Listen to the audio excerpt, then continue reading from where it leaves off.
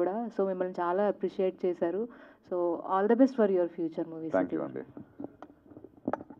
ఉషశ్రీ గారు.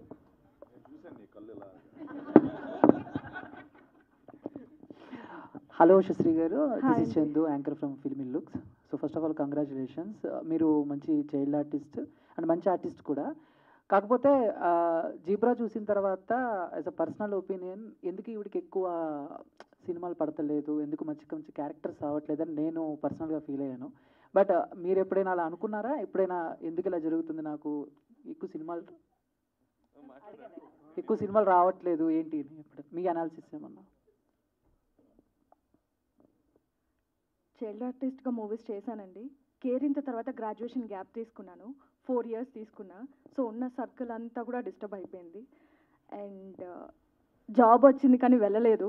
ఇక్కడే ఉండి అంటే స్క్రీన్ మీద చూసుకోవాలి, నేను ఇక్కడ సెటిల్ అవ్వాలనే జీల్ అయితే ఉంది, ప్యాషన్ అది ఫస్ట్ నుండి ఉండింది. ఇంకా దాని తర్వాత అంటే మెల్లమెల్లగా మళ్ళీ సర్కిల్ని గ్యాదర్ చేసుకుంటూ వచ్చిన స్క్రిప్ట్స్ అన్నీ వింటూ నాకు అంటే మంచి ప్లాట్ఫామ్ని ఇస్తుంది అనిపించేది చాలా చూసీగా వెళ్తున్నాను. అందుకు లేట్ అయింది కానీ ఆఫర్స్ లేక కాదు. Thanks for the question first of all. Thank you. Satyadev అన్న,